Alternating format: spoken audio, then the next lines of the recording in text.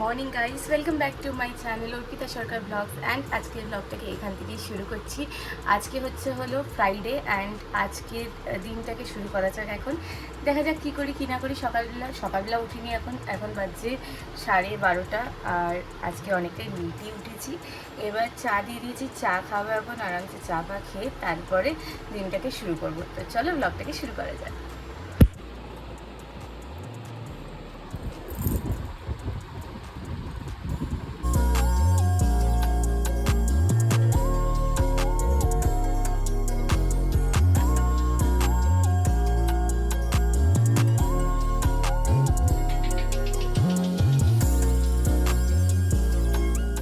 আরেকজন এখানে হাঁপাচ্ছে কারণ এসি বন্ধ হয়ে গেছে। সকালবেলায় এসি তো একটু বন্ধ করতেই হবে, চারিদিকে জানলা ফালনা খুলে দিয়েছি আর আরেকজন হাঁপানো শুরু করে দিয়েছে। যে এসিটা একটু বন্ধ রাখতে হয়, সারাক্ষণ এসি চলবে না। দেখো হাঁপাচ্ছে খালি। আজকে দুপুরের লাঞ্চের রান্নায় আছে হলো ডাল, আলু পোস্ত, ভাত। তো একটু আলু পোস্তটা রান্না করব আর ডালটা বসিয়েছি এখন। ডালটা হয়ে গেলে আলু পোস্তটা করে নেব।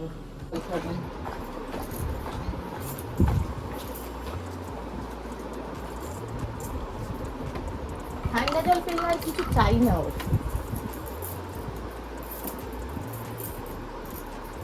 হয়ে গেছে জিনিস।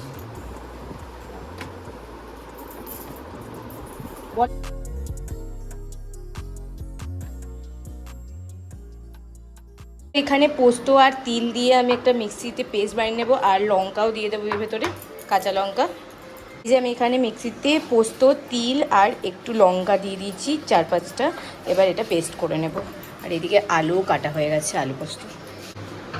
এই যে এখানে পেস্ট রেডি।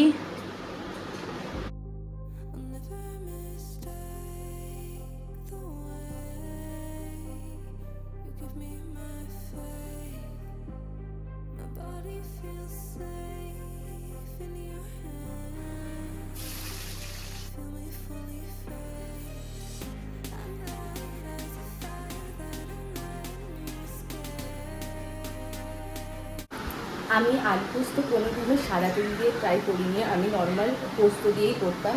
পোস্ত আর সাদা তেল মেশালে নাকি আরও ভালো টেস্ট হয়, আর মা বলছিল, অনেকেই বলেছে শুনলাম। তো আমি ভাবলাম আজকে একটু ট্রাই করেই দেখা যায়।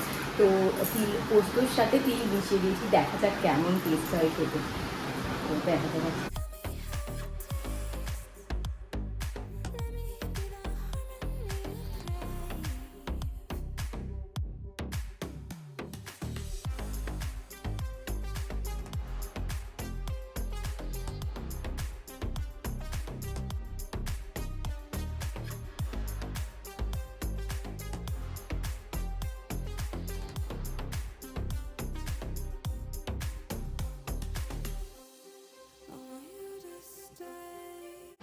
এখানে আলু পোস্ত বসানো হয়ে গেছে, এবার এটা ফুটে যাক, ততক্ষণে ঘরপর ঝাড় দিয়ে নিই আমি। সো এখানে আলু পোস্ত পুরোপুরি রেডি। পোস্তটা সত্যিই দারুণ হয়েছে। এটা আজকে আলু পোস্তটা বেশ ভালো লাগলো, কিন্তু একটু সাদা তেল দিয়েছিলাম পোস্তর সাথে, দেখলেই তোমরা। তো এরকমভাবে ট্রাই তোমরাও করে দেখতে পারো, বেশ টেস্টি হয়েছিল খেতে। নর্মালি পোস্ত দিয়ে আলু পোস্ত তো করাই হয়, বাট একটু তিল মিশিয়ে দিলে বেশ টেস্টি হয়ে যায় ওটা, আর ভালো লাগে। তো তোমরাও ট্রাই করে দেখো একবার। আরেকজনের দুপুর হলেই খাটে উঠে পড়তে হবে, উঠে পড়েছে খাটে। কোথায় শুবি? কোথায় শুবি? বুঝতে পারছি না কোথায় শোবে। কি রে, কোথায় শুবি? আমার জামাটার ওপরে শুয়ে পড়লো, দেখো কি হচ্ছে এটা।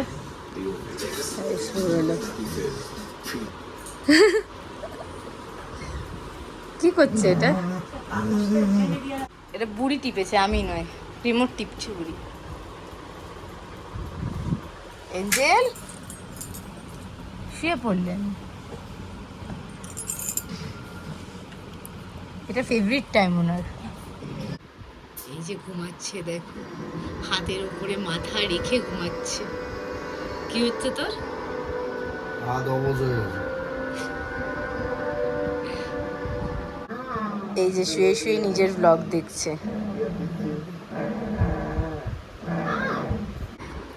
এই দেখো স্নেহা এসছে আর কি আদর খাওয়ার চোট এঞ্জেলের। কতদিন পর তোকে দেখলো, ঘুমাচ্ছিল, হাই উঠছে এখনো।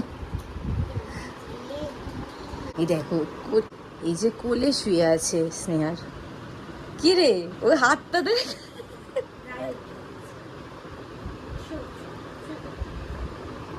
বাবা ওই বাবা এসছে দেখ, তোকে নামিয়ে দেবে। যা, জিভ দিয়ে তোর প্যান্ট ভিজিয়ে দিচ্ছিস তুই।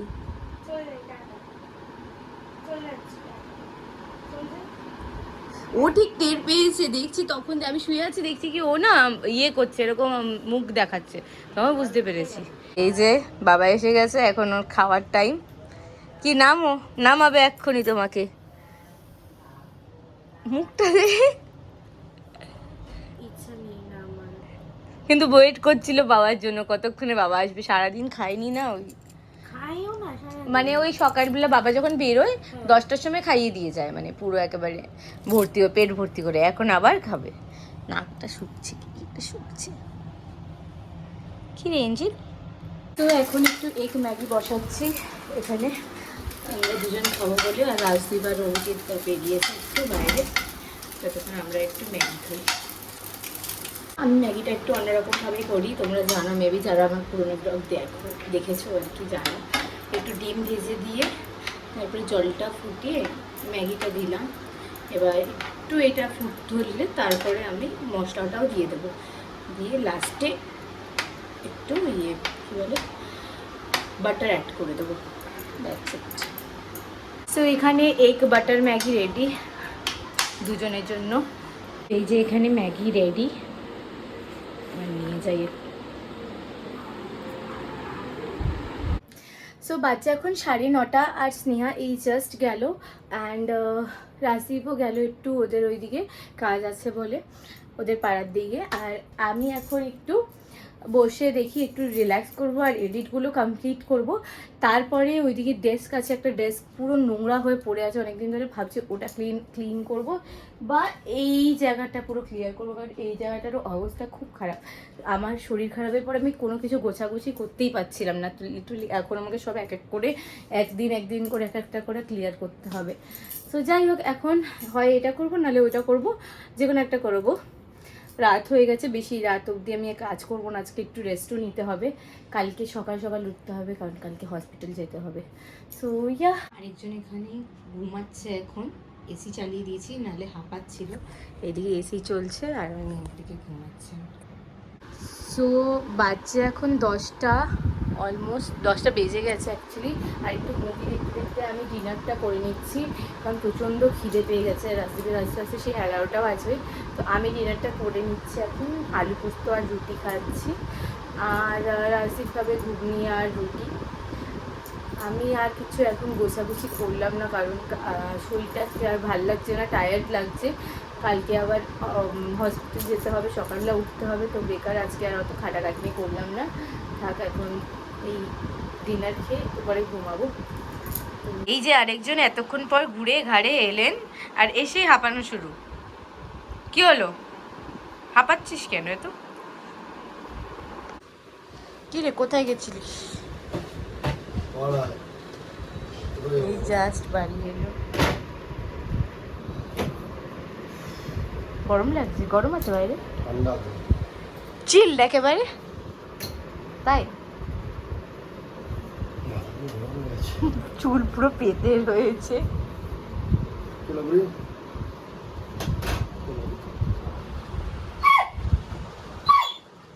কি হচ্ছে কি এটা?